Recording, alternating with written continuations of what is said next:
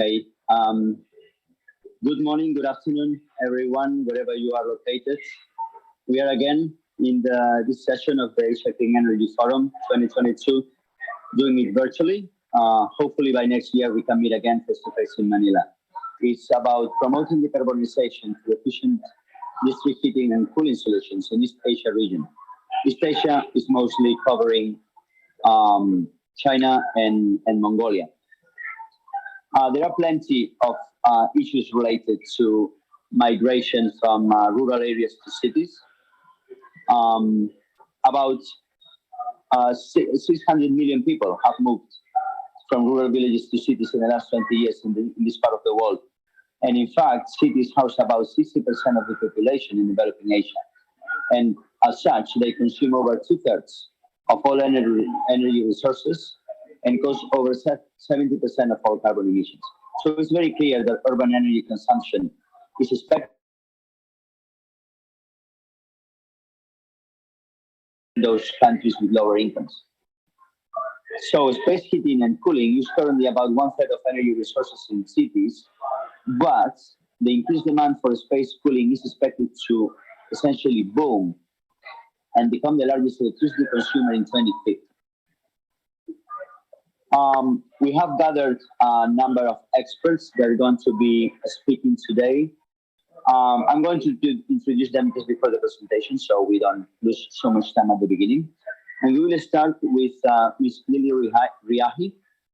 She's the program manager of the Energy and Climate branch of the United Nations Energy Program in Bangkok. She's also handling the Cool Coalition and the District Energy in Cities initiative by the UNEP. So Lily will be speaking to us about the impact of sustainable district energy in Asia Pacific. Lily, please, the floor is yours. Thank you. Well, good afternoon, and thank you for having me here. Can everybody see my screen?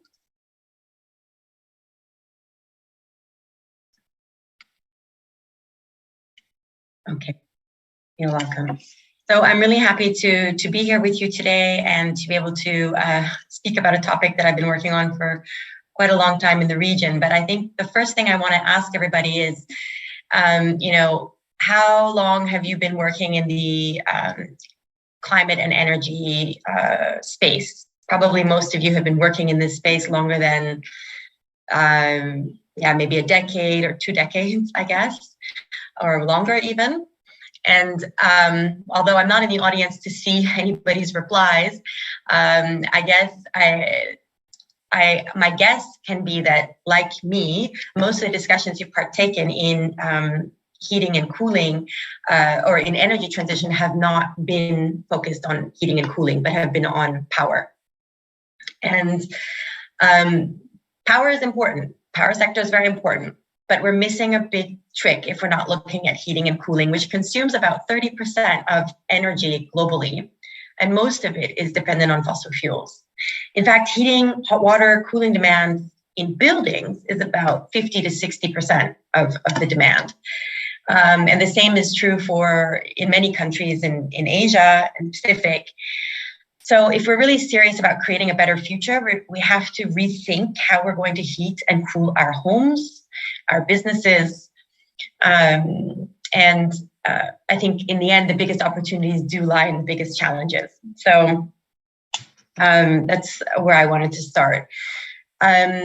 Turning a bit to Asia Pacific, the cities here in Asia Pacific, of course, face some of the most, and countries face some of the most varied temperatures in the world, from Ulaanbaatar to New Delhi.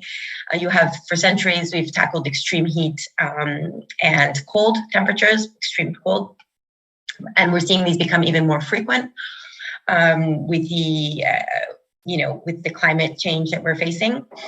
As we already heard from Alfredo, cooling is in particular growing very fast. And if you look even just at the ASEAN, I think about almost 15% of their energy sector emissions will be just for space cooling. That doesn't even account for cooling for, for cold chain and food, vaccines, etc.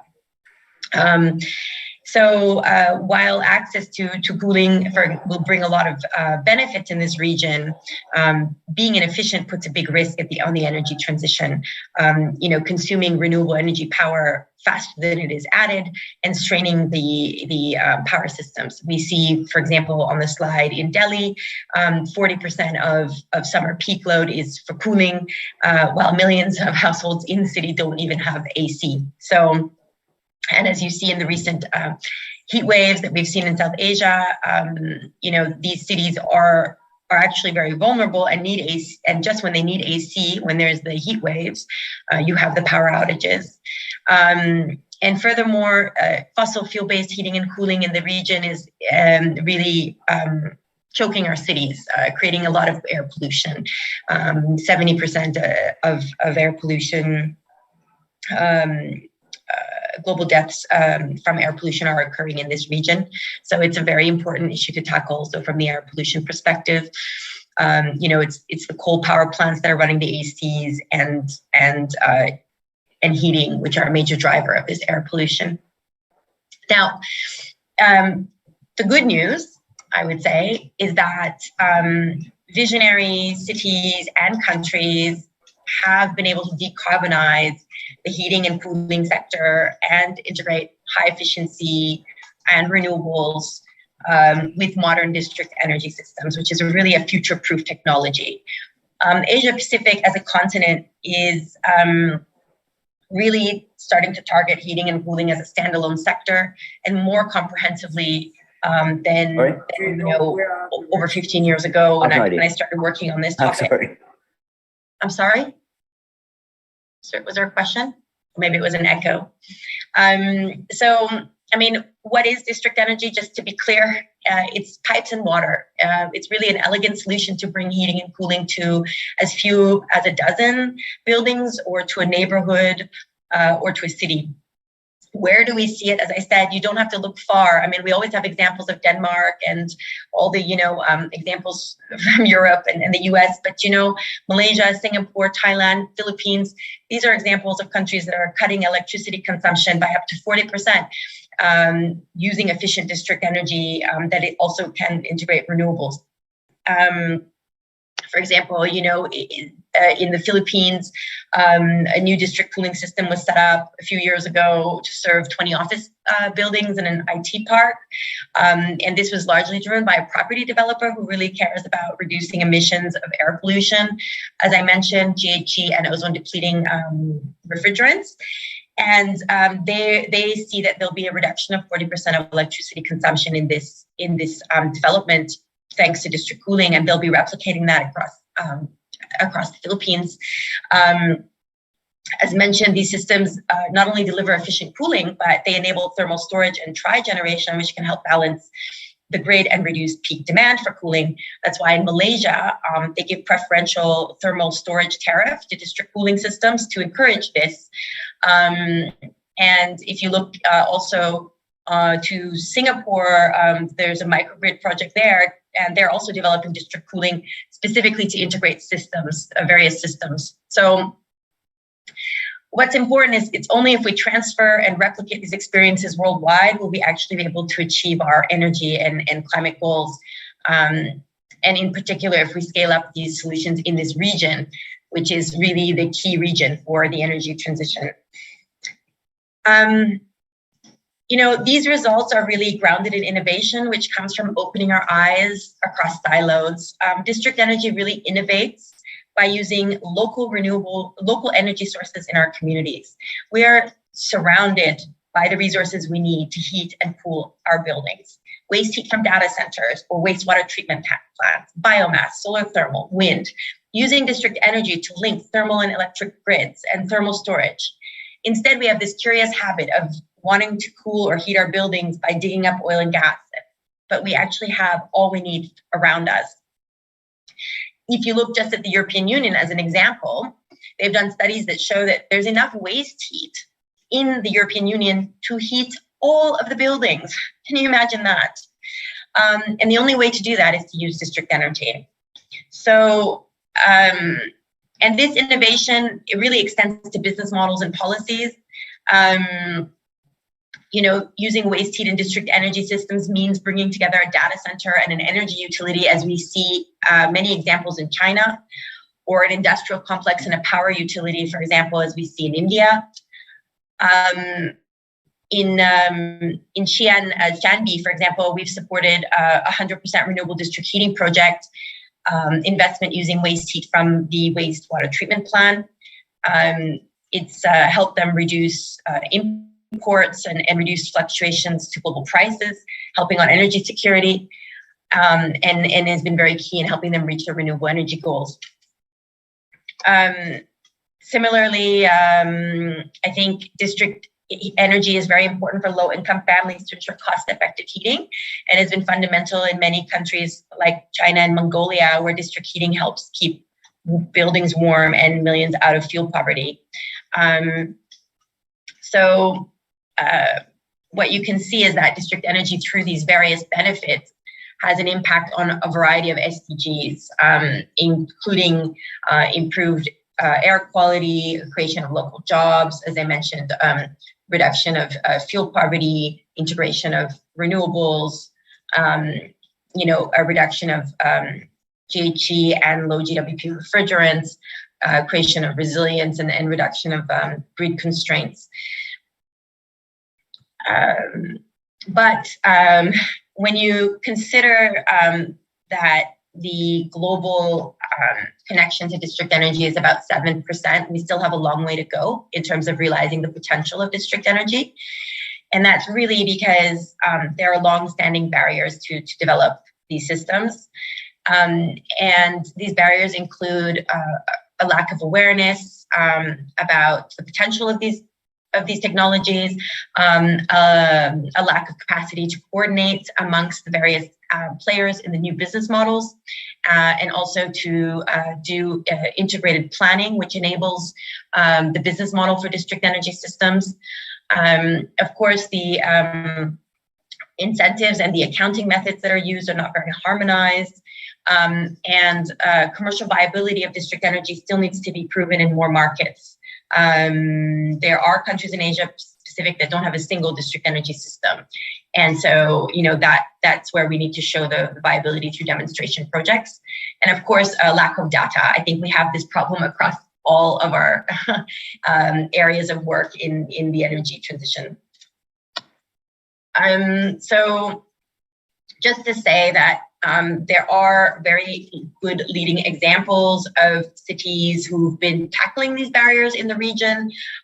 For example, in order to address air pollution and natural disaster like catastrophes, the Tokyo Metropolitan Government introduced a district energy planning system for effective utilization in 2009. The policy for this program is really based on two principles. The first is that there's district-wide energy planning, and the second is that energy is considered in a very early stage of planning various developments.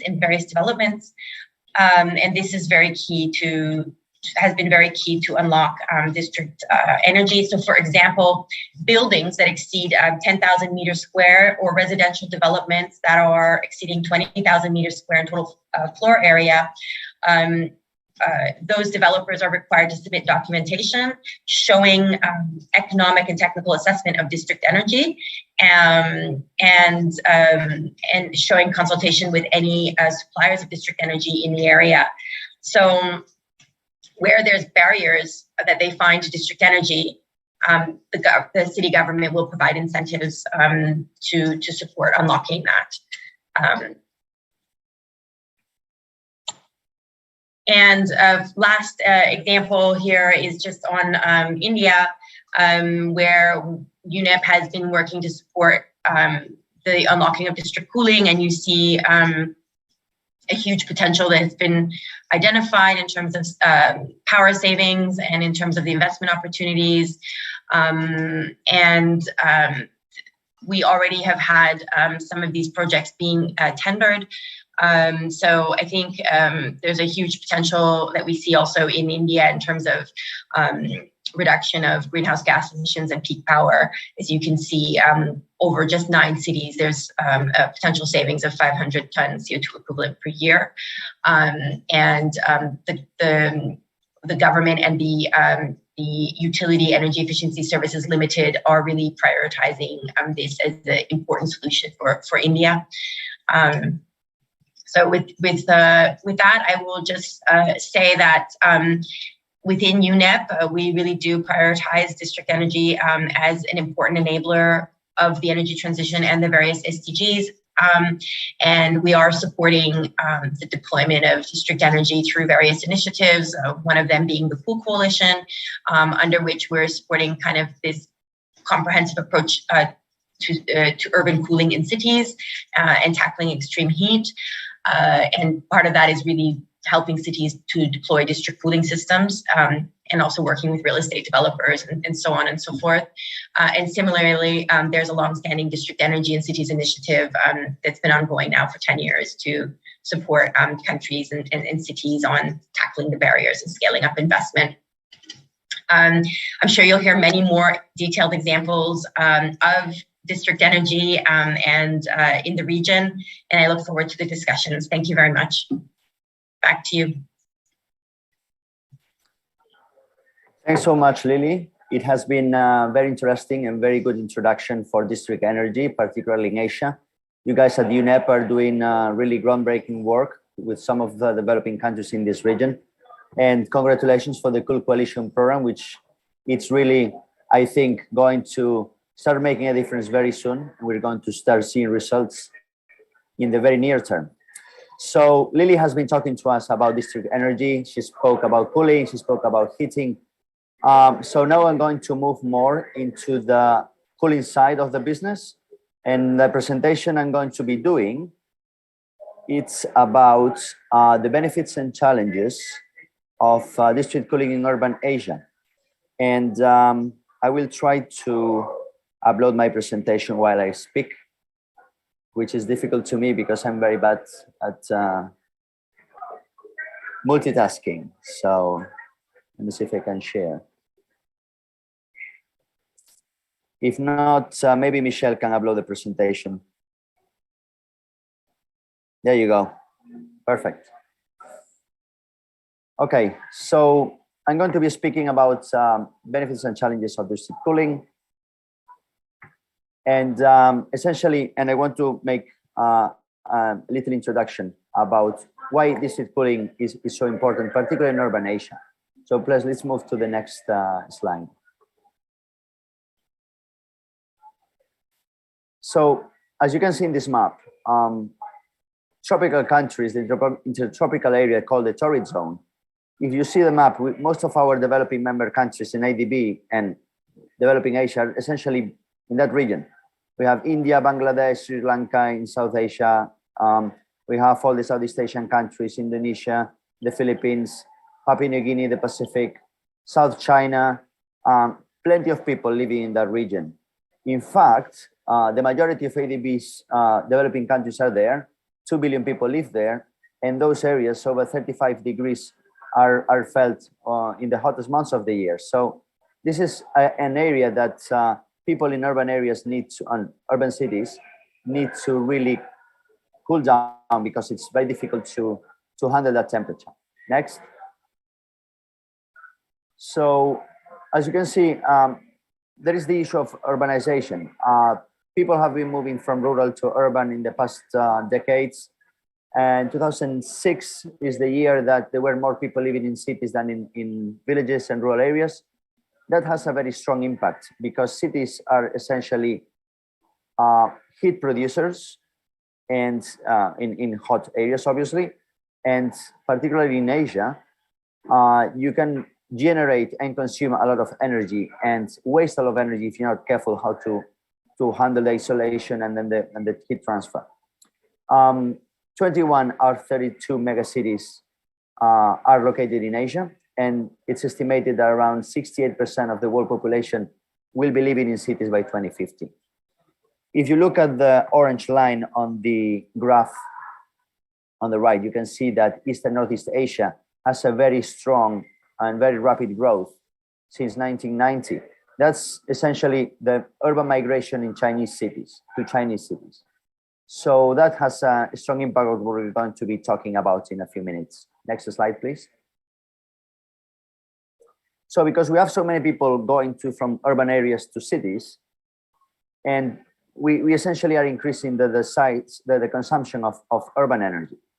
By 2013, on IEA statistics were telling us 64% of global primary energy were consumed in cities and producing 70% of the CO2 emissions. 10 years later, or 9 years later, that is actually a few degrees higher. More people in cities, particularly the usage by urban settlers in their buildings, in their houses, how they consume energy for cooking, for cooling, for heating. This is estimated that around 1/3 of the energy, total global energy used goes, 1/3 of the urban energy goes for buildings. On the graph, you can see the distribution on the, where is this energy coming from? In Asia Pacific, IEA is saying that buildings are using most of the energy coming from electricity. Some bioenergy. This bioenergy is tricky because in many cities we're still using wood and charcoal, and that is where this bioenergy is coming from mostly. But then we have a lot of natural gas, a lot of oil, and some coal still. And again, electricity, it has, particularly in some countries in Asia, still a large portion is generated from coal-fired power stations. So fossil fuels are very much involved in generating all this energy created. Next slide. So these two graphs show some years ago the patterns of consumption in buildings in India and in Singapore. Singapore, as an example of a well-developed country, essentially it's a big city, developed city. And then compared to India, where the development a few years ago was not such, compared to Singapore, was not such high. So we can see in buildings, what are the percentages? We can see that in Singapore, 36% of houses, 36% of the consumption in houses on average are for air conditioning, whereas in India it's only 7%. And on the other hand, 34% of electricity consumption go for fans, whereas in Singapore it's almost null with just a 2%. This gives us an image of what is going to happen when India has the same percentages as Singapore. When India has 36% of the consumption of electricity in the cities for air conditioning, if we multiply by the people living in, is going to be living in urban cities in India in a few years' time, that consumption of electricity is going to be impressive. Next example. So some projections. Cooling buildings is going to use most of electricity generated by 2050. That's IEA estimations. 30% will go to space cooling, residential appliances, etc. But again, air conditioning are going to be the big electricity sink in the future, particularly in India, in China, countries like Indonesia. They are expected the number of air conditioning units to go ballistic, and that is going to increase the electricity consumption massively, particularly at peak times. And that is something that is going to have indirect effects on how we develop our grids and our power systems. Next slide. So this graph, we have to be careful. It shows until 2100. I mean, a long time to go. But essentially saying that air conditioning is going to be surpassing the use of energy for heating by late 60s. This essentially, I wanted to show that it's estimated that the consumption of air conditioning of energy as a whole is going to be the largest consumption of all. Next. So what is the impact of having all this air conditioning around? And we have a number of them. Ones are related to how we use the energy for cooling. It can be used from electricity, it can be used for other measures, but that essentially generates greenhouse gas emissions because most of the chillers, most of the cooling systems that we have use either natural gas or electricity.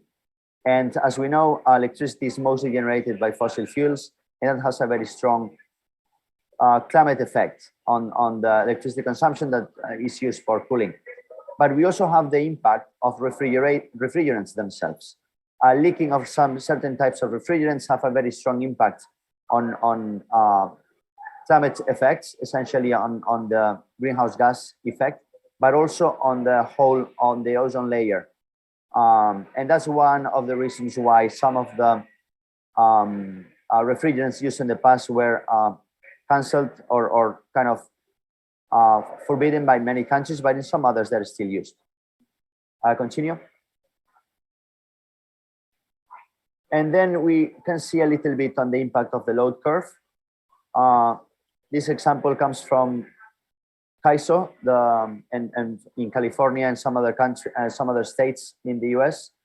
And you can see that depending on the month of the year, the impact or the growth of the peak load is much higher, and that's because of the use of the air conditioning. In Texas, California, Southwest, Southeast, in the hotter parts of the US, in the summer, the use of air conditioning is raising the peak load from 45% to almost 70% in Texas. That's a very strong impact on the grid systems that we have, and we have to be able to manage that when everybody actually has an air conditioning at home. Continue. And then finally, we end up looking at costs. Domestic units, individual units essentially, are significantly more costlier to run in the long term, including both investment and operation, than consolidated or district and larger integrated systems. That's something that if we have to be economically feasible, we need to be careful how we design our systems for the future and at a larger scale. Next. So these are, in general, some of the benefits of district cooling as compared to individual units of air conditioning. And apologies for going a little bit over my time, but I just want to finish these last 3 slides. So we have essentially more energy efficiency systems because district cooling systems are, in the aggregation, more efficient. Very strong impact, as we said, in the grid. Peak shaving and load shifting effects that we can use because we can store cold energy. We can use it for example, to cool down at night, and then during the day when it's really hot and when all the other systems are kicking in, we can just release the stored energy that we have in our system. They are more silent. We don't have thousands of fans spinning in our facades in our cities. We can integrate more renewable energy in percentage using district cooling. Less CO2 emissions, a smaller ozone hole in the southern pole, is cheaper, and the quality is better. So it seems that everything is good about this, but we also have some challenges. And the challenges are essentially, next slide please, related to the planning, the complexity, all the regulations, policies, procedures, and everything that relates to urban planning, and then collaboration. It's clear that the larger the system, the more complex it becomes, particularly because it's integrated with many other systems, with water, with sometimes heating. We have to have many different buildings of many different owners, many different uses, both for commercial, for residential, for industry, all connected to our system. And that brings a lot of complexity, which needs a lot of planning. Refurbishing these systems are complex. It's easier to do initial plan from the beginning and have it like in the Marina Bay in Singapore, for example. That's easier if you do a planning from the beginning and engineering design, but it requires a lot of planning, and there are shortages of experts that are able to do this. Then we go to the local governments, regulations, guidelines, laws. Some are actually do not incentivize district cooling as opposed to other cooling technologies. So that's something we need to care about as well. And finally, collaboration. We have a lot of people involved in buildings. We have both the governments, authorities, owners, developers, users, tenants. Everybody has their own business, their own agendas, but we also need to be careful to, or at least mindful to collaborate, so we're able to reduce the consumption energy, which is essentially our bill at the end of the month. Next. And finally, finishing with two very nice pictures. One is about, from a house in Singapore with a facade packed with air conditioning units. On the other side, we have the picture or the drawing of the whole Marina Bay area, which is using one single cooling tower and district cooling system. All those buildings are cooled down by one single unit, which is bringing down the consumption of electricity as compared to individual units by about 50%. That's an impressive number. And that's it from my side. I apologize for going a little bit over. And we'll move just right away to the next presenter. Thank you very much. And I'll be looking forward to your questions. So now we have Ms. Liu Rong, the Vice President of the China District Heating Association. Ms. Liu has over 20 years of experience developing district heating in China, and very strong network with district heating networks systems companies, as well as SOEs that are doing the district heating service in many cities in China. And she's going to be speaking to us about the transformation of this business in the past few years in the PRC. So please, Ms. Liu, the floor is yours. Thank you.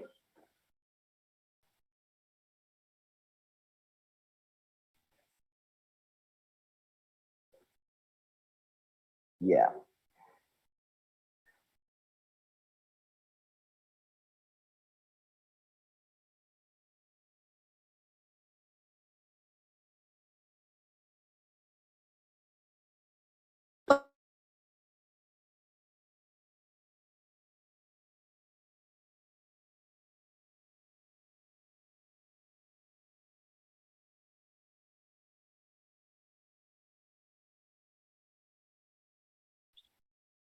Yep. Okay, I think we have some sound or connection problems with Ms. Liu. So we're going to move to the next presenter. So Ms. Dina Asgalayeva, she's my colleague working at the ADB Institute, which is the think tank of ADB. And she's been doing some very interesting research on the consumption of district energy, housing energy, and particularly the effect on district heating in Mongolia, I believe before and after the COVID-19 pandemic. So Dina, please, the floor is yours, and we're looking forward to hearing from the findings of your research. Thank you. I'm very excited to present this paper on Mongolia. If audience haven't heard or haven't been in Mongolia, it's a vast territory country, huge, with a very small population density and extremely cold and long winters. Some people might think that heating season usually lasts maybe 2-3 months. Like in Tokyo, I think it's 2 months. And I use heating in Tokyo for comfort. But in cold countries like Mongolia, heating season can last around 6 months, and heating is actually not a comfort and luxury. It's necessary in order to survive. And when COVID came, this made situation more difficult. Why? Because some people burn solid fuel like coal indoors, which is very could be life-threatening for health because of particulate matter. And then women and children who spend more time indoors, especially during cold winters. And then COVID came, and lockdowns, school closure, and so on. People were asked to stay at home. Then people started to spend more time indoors, and which is burning solid fuel indoors. It's not just because of climate change or we want to limit global temperature rise, but it's also because of this impact on health for people, especially women and children who stay indoors. So that's why I think this paper is this topic is very important, and I wanted to investigate what are the factors affecting the choice of district heating in Mongolia. Of course, district heating is very comfortable for people and more convenient, but it's not always available, especially in these low population density countries. It's very challenging to provide district heating. And at the end, I hope to provide some policy recommendations. Okay, so the data was used is a household survey conducted by United Nations, UNICEF. It's called Multiple Indicator Cluster Survey, MIX Plus. And the methodology for collecting data used computer-assisted telephone interviewing, which is a very good methodology during COVID-19 because interviews could be done by telephone rather than face-to-face due to the to avoid the risks of infecting with COVID-19. And we used two waves, 2018 and 2020, so before COVID-19 and during COVID-19.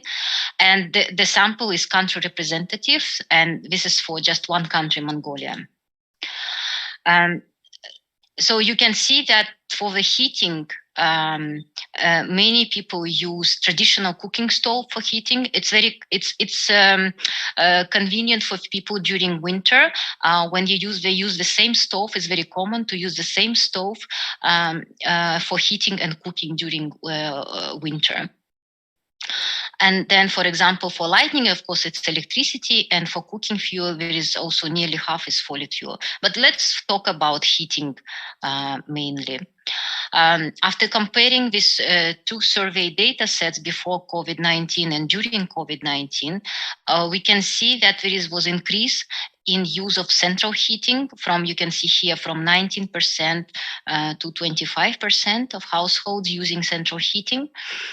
And also electric heating was increased from 0.7 to 1.8%. Electric heating is not very popular could be due to cost, because, as I said, winters are very long and extremely cold. So this too popular, usually it's cooking stove-based heating or central heating. Also, what we noticed that more households started to use improved fuel for heating in 2020. This is thanks to the government of Mongolia policy for promoting improved fuel. This was in order to improve air quality. And we can see that it's actually more households started to use improved fuel. Okay, for this research, we used multi-level logic model to see which factors affected the choice of heating system in Mongolia. And we checked the probability, how likely household to use heating system, let's say central heating or space heaters or cooking stoves. Okay, so these results demonstrate how each factor contributes to the choice. There are two choices. We modeled district heating. If household choosing district heating, how likely they use to use district heating, and how likely they to use manufactured space heater. And here on the left side are the factors which contribute to the choice. For example, household gender. The stars shows that the significance, the more stars, the more significant results. And plus or negative sign means positive or negative impact. So we can see that when female is a decision maker in a household, then the household is more likely to use district heating.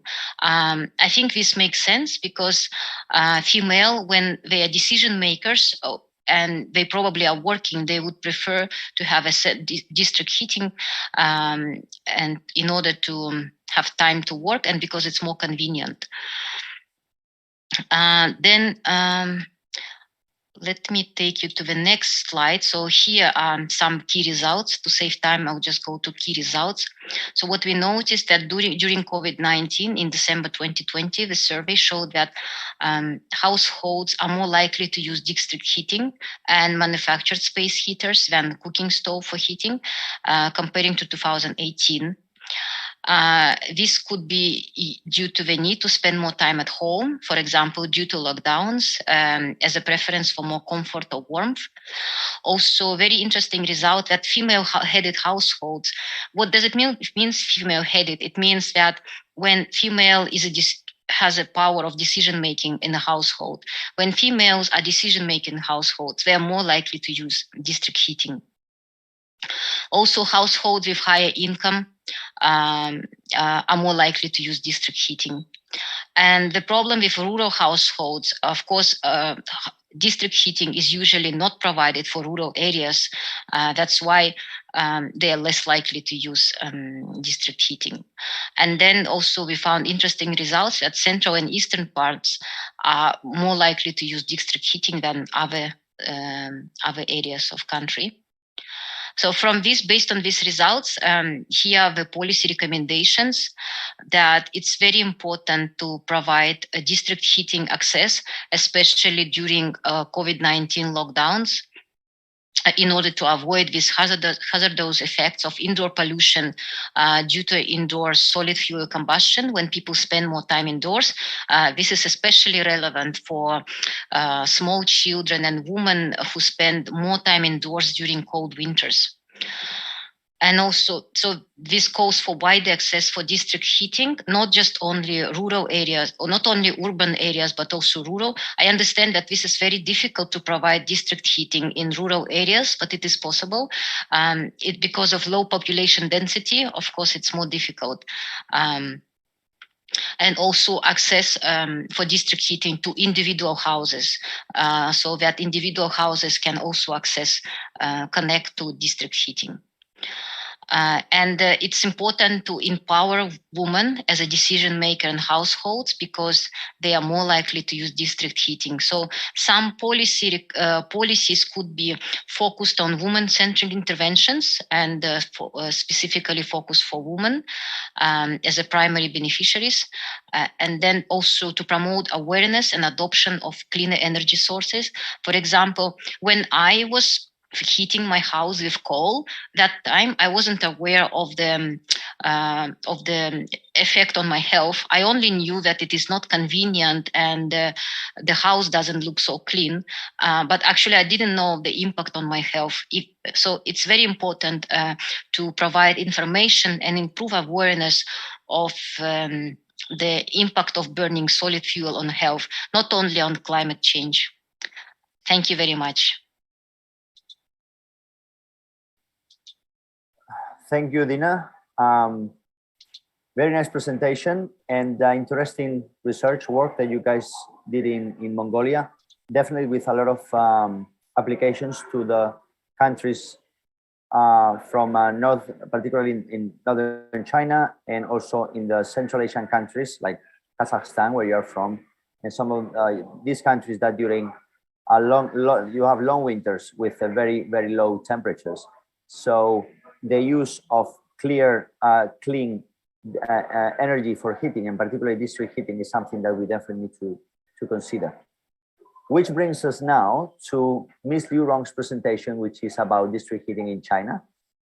She has been working, as I said, for a long time, developing not only the projects themselves, but also working on policy, collaborating with the government in developing, incentivizing construction operators, everybody to essentially make more efficient district heating.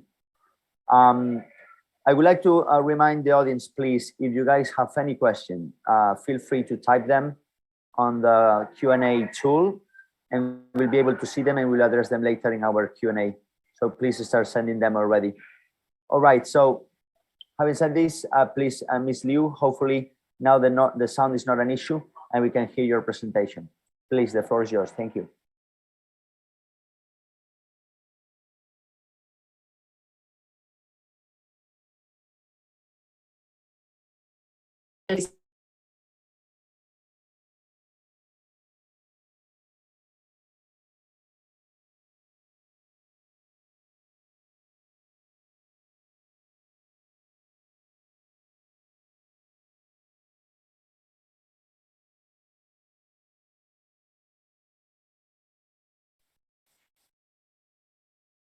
Yes.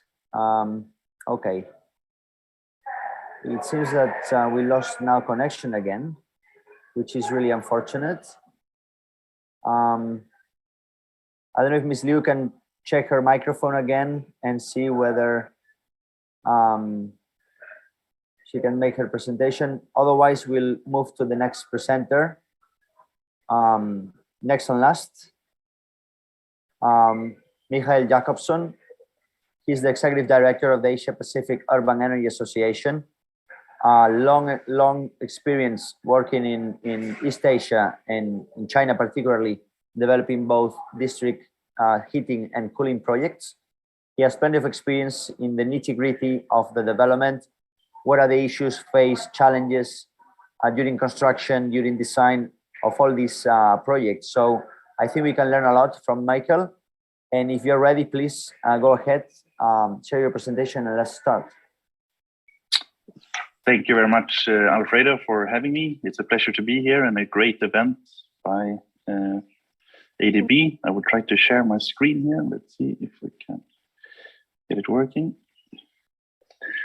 There we go. I think we have here. So yeah, I would like to share a little bit about the lessons learned from implementing district heating and cooling projects in China.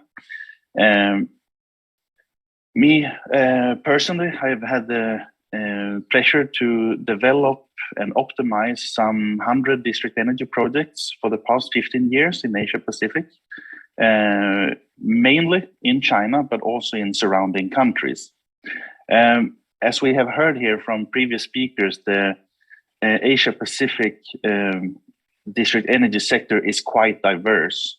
We are having countries with different political systems. We have different economy development, different climate, different cultures, and so on and so forth. Everything influencing the way how people are using energy and how energy systems are developing. In the Asia Pacific region, there is more than half a century history of district energy.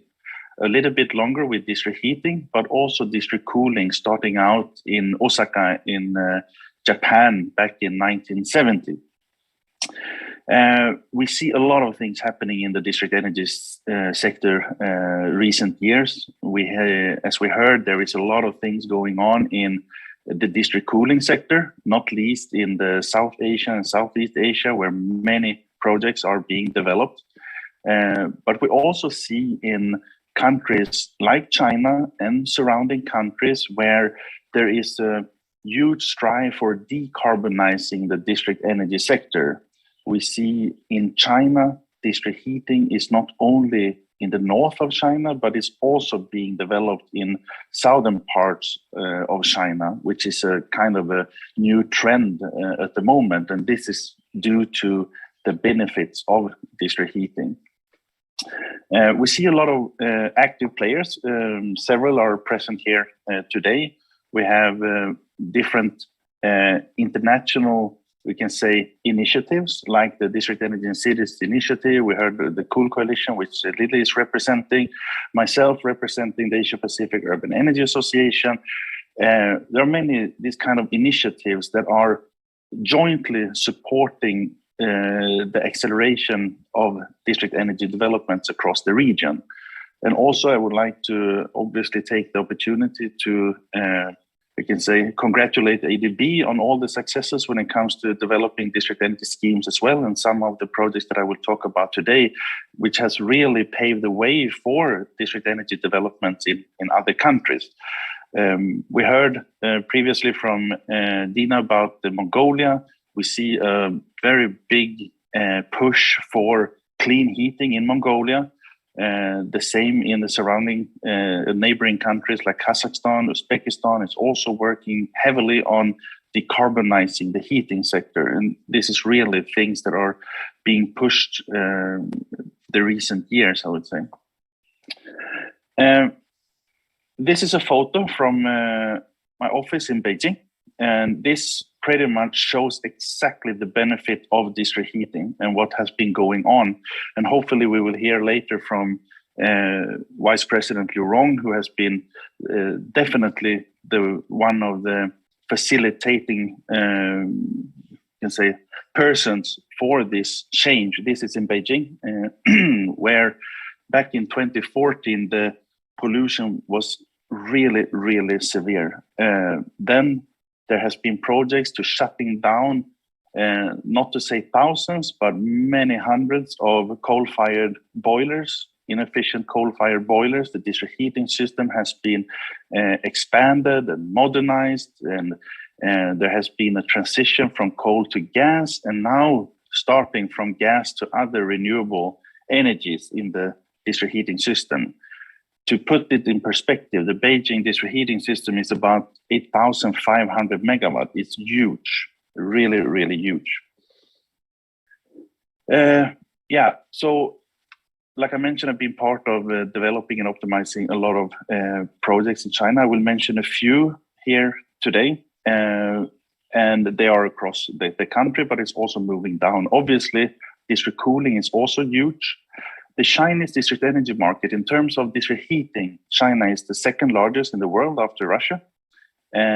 In terms of district cooling, it depends a little bit on how we are defining district cooling, but I would say that we're probably the second largest district cooling market, with between, we say, 100 to up to 300 district cooling system, again, depending on how we are defining it. Many are linked with the tri-generation schemes or combined heating and cooling systems and so on.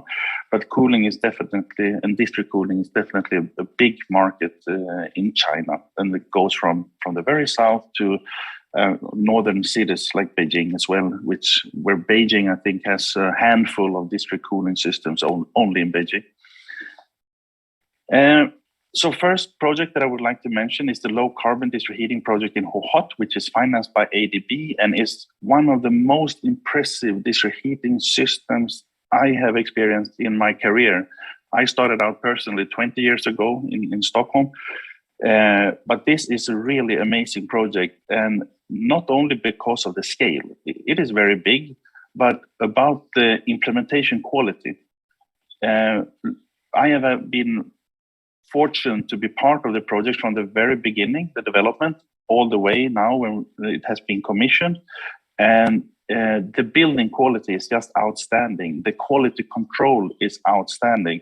The quality of the material used, pipes, the insulation of pipes, the welding, all these kind of things that are often overseen and often reasons why the district energy systems are having, let's say, not as long lifespan as we can see in Northern Europe, for example.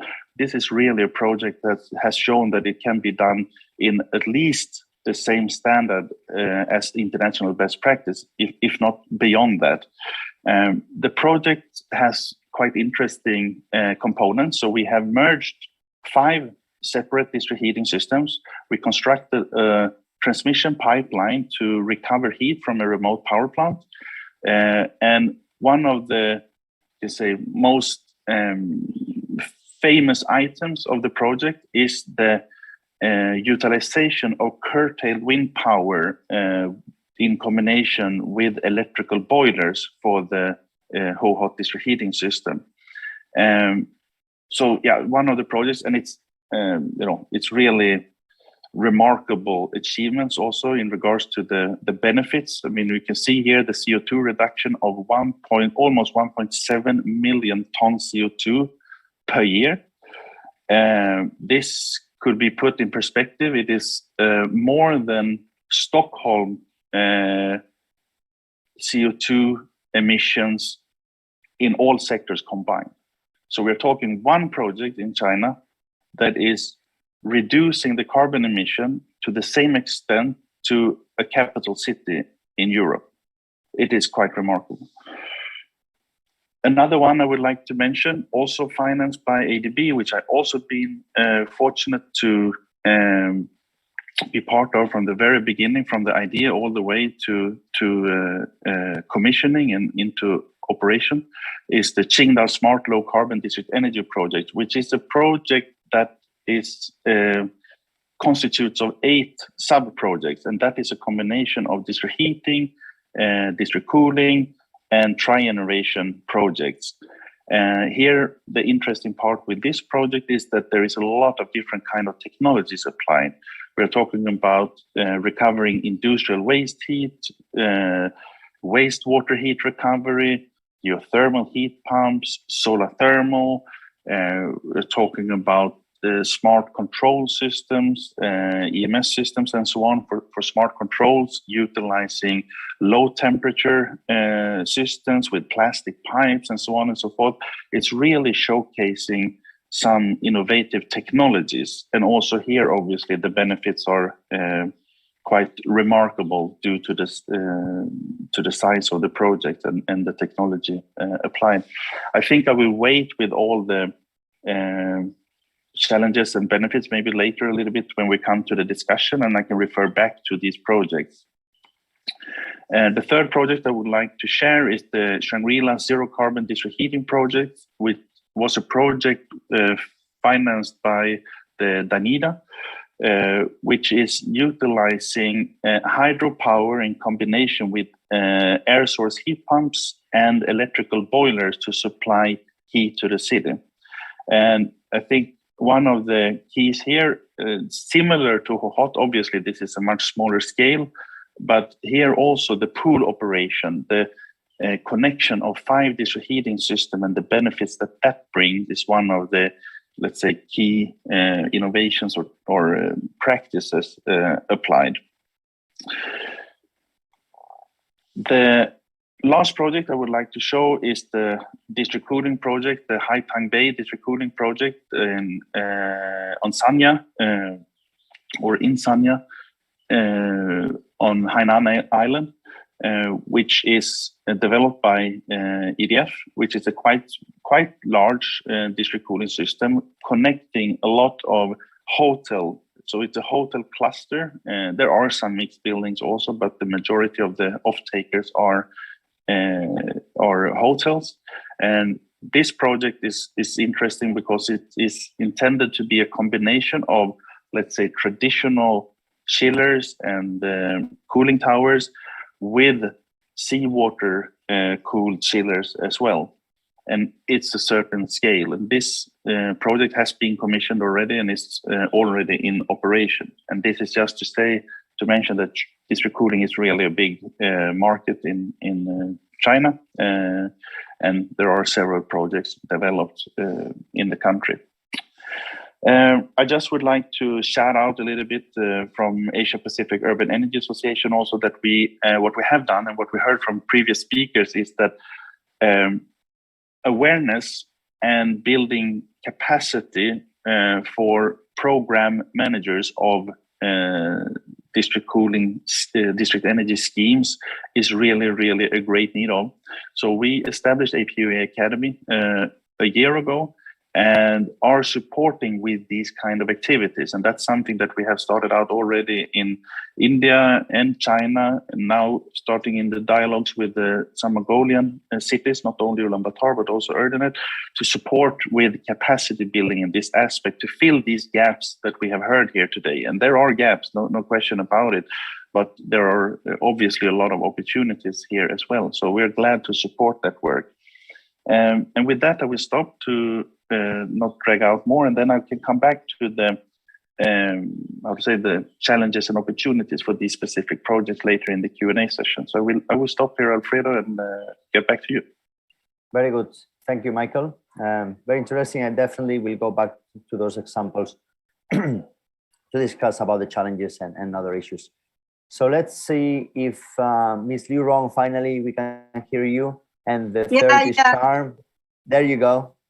We can hear you now. So please start with your presentation. Maybe we can share it. Yep. Yeah. Excellent. Okay. Go ahead, please. Thank you. Okay, sorry, just now my microphone maybe a little bit wrong. Just now, Michael talked about China district cooling and heating. He do a lot of excellent work in China, so thank him very much. Now today I will introduce the transformation of the district heating industry in China. Liu Rong from China District Heating Association. Okay, next. Next, please. Yeah, yes. First, let me introduce background of carbon neutrality in China. As we know, scarcity and the security of energy resources are likely to be the main drivers of curbing energy demand growth in the coming decades. And the particularity of Chinese district heating is we have the high density of building and the population, and our resource endowment are rich in coal, short of oil, little gas, and our natural renewable energy is scarce. Fortunately, we have the largest land district heating network, especially in northern city in China. Okay, next, please. Next slide. Next slide, please.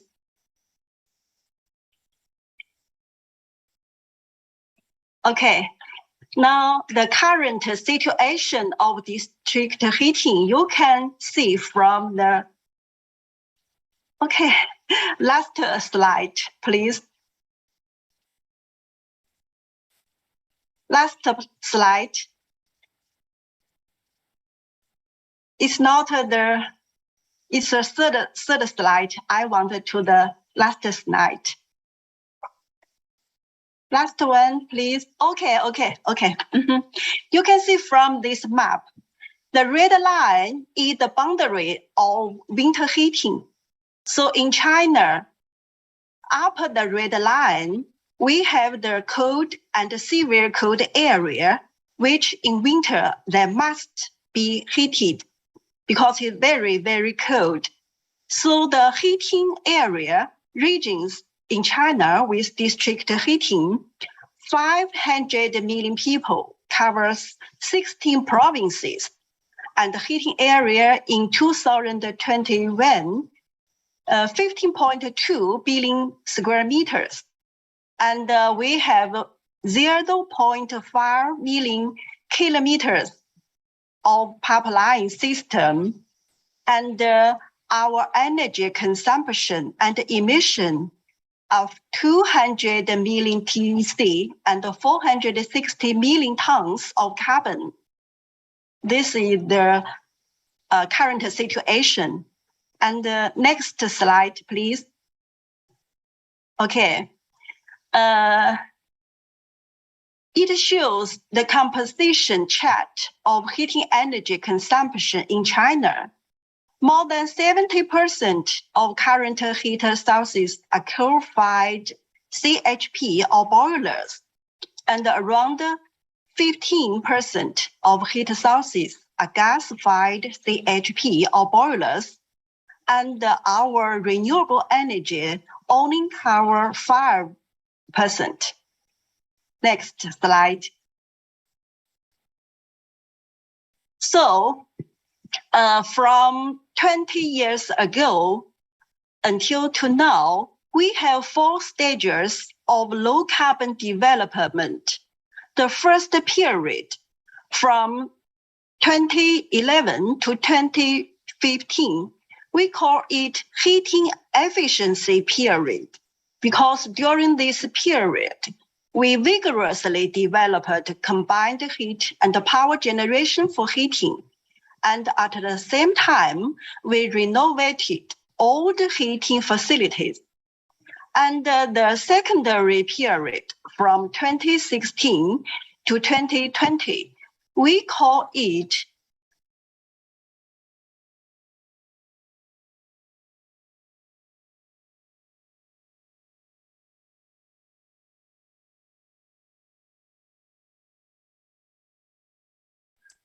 I think we lost Ms. Liu. I think she has a bandwidth issue.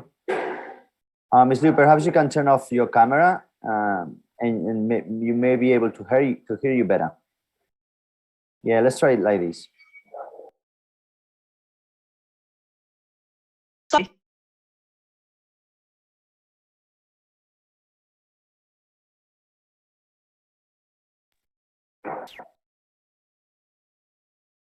I think we are not hearing anything.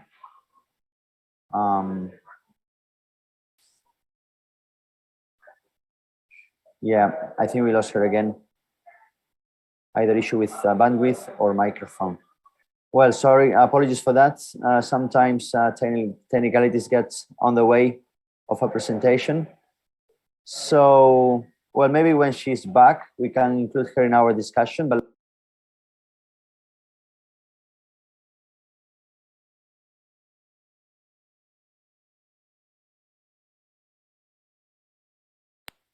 and apologies again, technicalities. I was saying that let's start with the panel discussion, and hopefully we can connect back later on. So let's start and break the ice with Lily, who has been patiently waiting there for almost an hour. And I would like to ask you a very, slightly tricky question. You are very much familiar with both district heating and cooling in Asia. And the question is, what do you think we as development partners should focus on? What are the low-hanging fruits that we should start supporting countries to really kickstart and implement quickly district heating and cooling to reduce carbon emissions? So that's a question when you say developers or development institutions, just so I understand, like is it development finance or developers? Development partners, I said. Development partners, thank you, yes, okay. Yeah, I think well, I think that one of the most important things is to create the opportunities and the ecosystem for district energy projects. And that really is, planning policies are very important for that. So you need to be able to create some kind of certainty for investment through having certain developments connecting to district energy systems. And I think supporting cities to build the capacity to identify where in their cities there is the best potential for district energy, and then to have some kind of planning policy where you speak about developments connecting to district energy in that area of the city is a very important piece of work that development partners could support.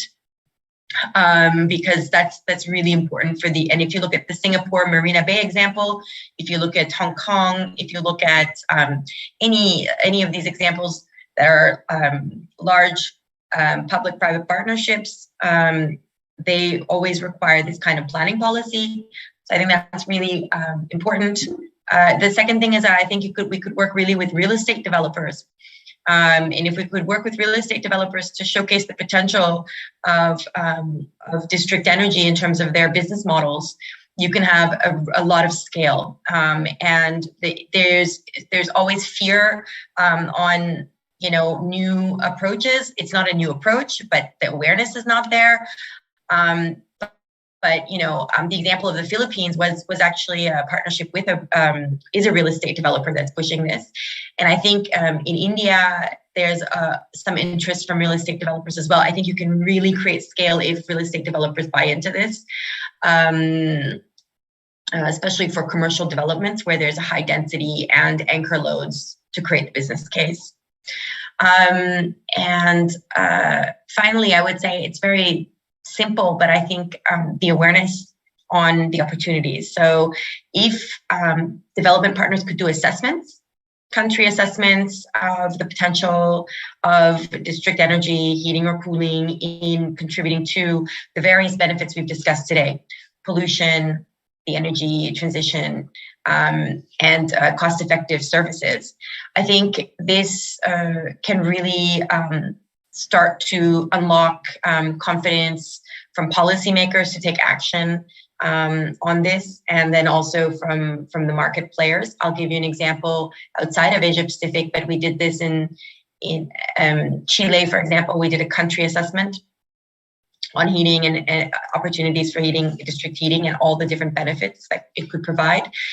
That roadmap has translated into like the country putting district energy in its NDC. They're creating policies. They have 14 cities working on it. Many countries will take action once they can see what the potential is. So I think an assessment is really an important action as well. Those are some of the key activities I would recommend. Well, excellent, actually. I was not expecting such a long and comprehensive answer. Indeed, I very much agree with you. We have the issue of policies. We have the issue of incentives for real estate developers, which are the ones building the houses, and the ones that can integrate or not, or plan ahead or not, the district systems. And of course, is capacity and awareness. And that's something that has been mentioned. I didn't know about Michael's APUEA Academy, which I think is a great idea, and I'll be looking forward to hearing more from that. But now we have Liron back on stage. I wonder whether, rather than going back to the presentation, which is a bit late now, maybe you can tell us a bit of your experience in the Beijing scene, or the Northern China scene in terms of district heating, how the systems and from old coal boilers and different neighborhoods to integrated system using different technologies. How was this transformation happening in the past decade? How did you experience it? Okay. Okay, I'm really sorry. It seems that zooming in China is not easy. Okay. Just now I talking about we must replace the boilers, the gas boilers, the coal boilers in the center of the city. The key technology is we must use the waste heating to replace the fossil energy. Because in China, in heating, we have a high density of population and building. So the renewable energy is not enough to supply the center heating. So we must use the waste industry heating to replace the fossil energy. That's the first step. And at the same time, if I repeated the slide, could you give me the next slide? Next slide, please. Okay, you can see from here, we have 4 technical paths for low carbon development. Path 1 is based on CHP and industrial waste heat to replace coal boilers in the center city. You can see here the industry plant, such industry CHP or nuclear CHP or other plant, they are far away from the city. So we built a long distance network to deliver the heat to the center of the city to replace the boilers, to replace the coal and the gas. And the path 2, we also based on renewable electricity and renewable energy heat pumpers. It's zero carbon emission, but too high requirement for the power system because it's poor feasibility. So the key technology is the smart, flexible heating system, which can integrate more viable renewable energy into district heating grid. That's very important in China because in China, we already have the largest district heating system underground. So we pay more attention to put the renewable energy into our existing district heating system. So smart heating system is very, very important. Okay, next slide, please. Path 3, based on enhanced building installation for reduce the need for winter heat loads.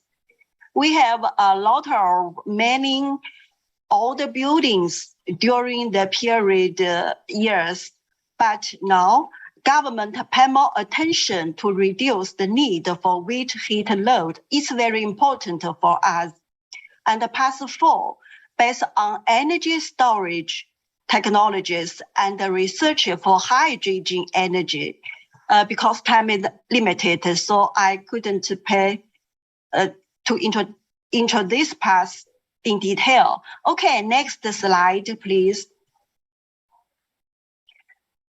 So in view of the 4 stages and the 4 paths mentioned above, the Chinese government has formulated a series of fossil and non-fossil energy models in the future, such as biomass, solar, geothermal, natural gas, clean coal burning, and industry waste heat. All these models made according to China's own conditions. This is very important for us. Okay, next slide. Talking about the future objective, you can see from this chart.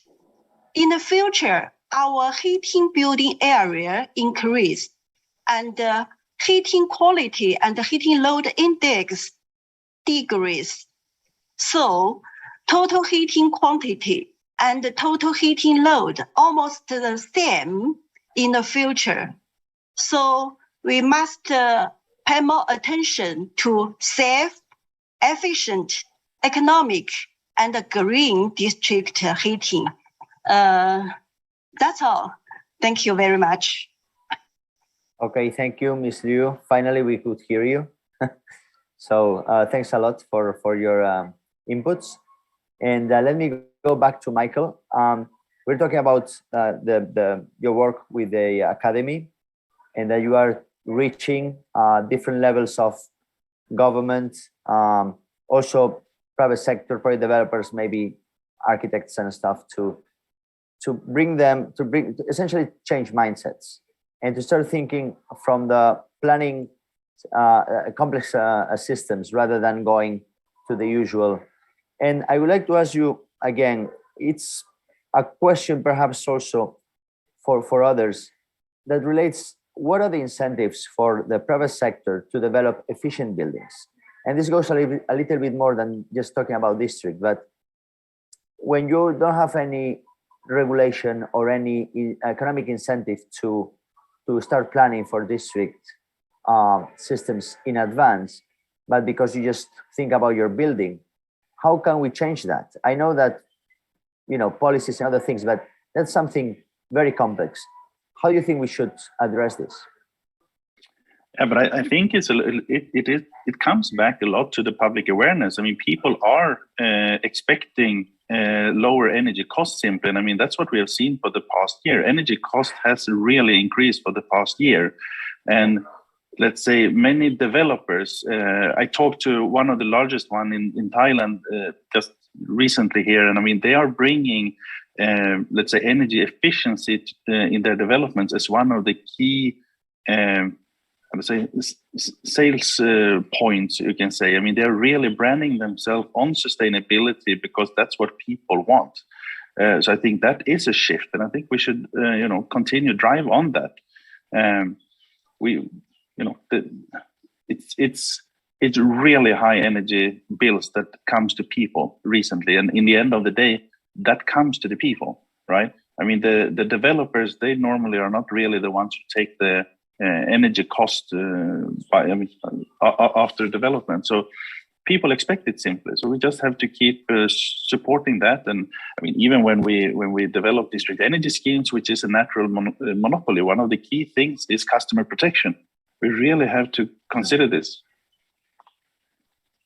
No, I agree. And in fact, this energy crisis we're going through perhaps could be the savior for starting finally changing mindsets and thinking that energy efficiency is actually the cheapest source of energy. Right. I mean, we saw this in the past when coal was cheap, nobody really thought it was an issue. and now people are starting to feel it in their pockets and essentially, you know, voting with their pocket rather than with other things. So actually we have a question from the audience, and it's about providing heat and hot water services at the sufficient standard level is of great importance for life quality of ultimate consumers and people, but cost is growing and this activity is not sufficient for providing quality service. What's main implementing policy and measures in East Asia countries? What are results of such types measures, and what is improvement of life quality of people in this field? So as far as I understand, it relates cost with quality of living. And I think it goes a little bit of what we're discussing now. The moment that you have to include cost in the equation, you need to look for alternatives. And this is now when advanced planning, collaboration between different levels of authorities, private sector, financial institutions, obviously banks, who are the ones behind real estate, also need to understand this business. And many of them, they do not care about the operating costs of heat or cold, because something that was never in their cards, but now it's starting to be. I have another question from the audience. Singapore has an excellent example of good consumer protection policy for DCS, which actually share the cost benefits of district cooling systems with consumers. Well, I think that's a good example, and that's something that perhaps we can extrapolate. I don't want to leave Dina there in the back.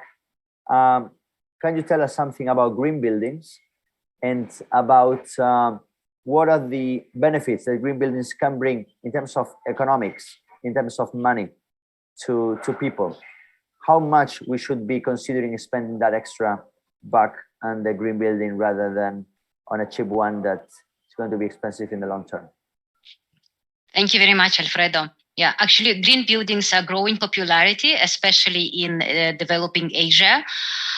And they not only bring economic benefits like saving energy, saving on bills, but they also bring to investor reputation.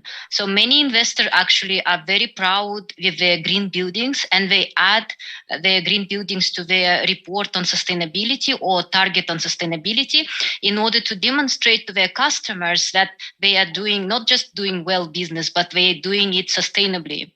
So many actually investors, they now more conscious about their sustainability reputation.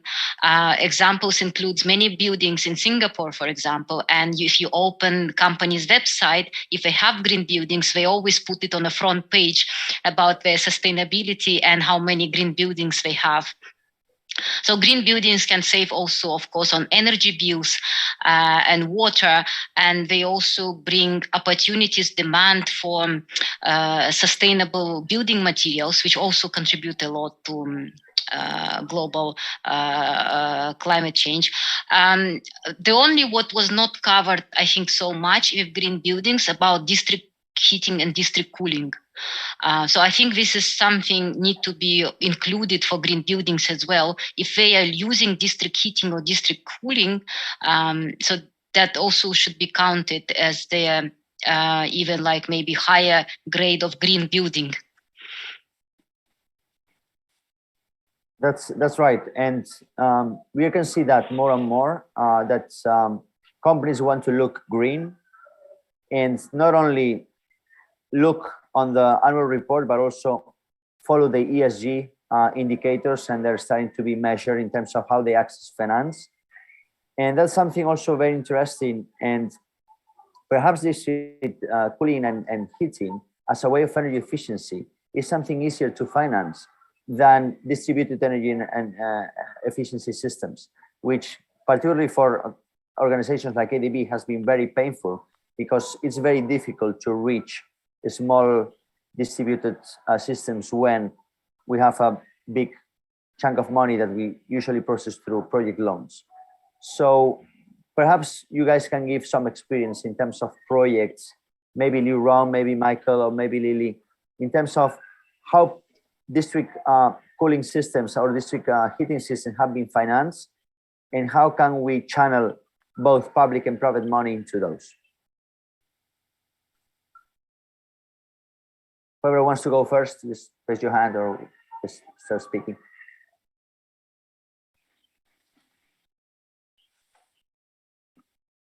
I mean, I see the best practice in terms of district energy business models is public-private partnerships. So that's, I would say, the first thing. It's really important. Usually the public side can be light. It doesn't mean that the public side has to be very intense, but as I said before, creating the investment environment by having some kind of connect unless policy is very important. Also, sometimes giving access to buildings or areas in which the plant can be built is important. Negotiating with the different housing associations, things like that is the public side.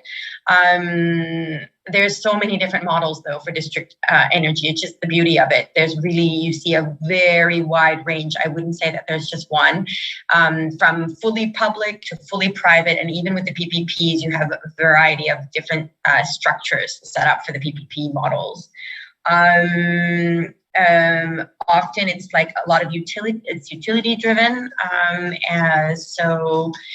And I would say the financing barrier is usually the upfront costs. And that's why utilities are the ones that are usually financing and developing district energy systems. And the payback can be anywhere between like 8 to 15 years, depending on what kind of depending on where and what project and what the whole detail of the project is, that's kind of what we see. But the return on investment is really, really high. So yeah, you can see, making returns from 12 to 20% is the return on the investment made. Yeah, you usually need some kind of patient capital to invest because of the longer break-even point in the business model. So I don't know if that helps answer some of the questions, or at least gets the others to talk as well. Indeed, yeah, and that actually, thank you. That links to the very interesting question from Hilary Go. She says, how do you make this more equitable among low-income communities and households? I'm sure that in China, that's at the top of the agenda of governments. I don't know, Michael or Euron, how do you address the poorer households' costs of living with district heating and cooling? Is there different tariffs? Do you have subsidies? How does it work? Okay, I will introduce something about this kind of question in China. China government have been promoting to change people's life for better and better.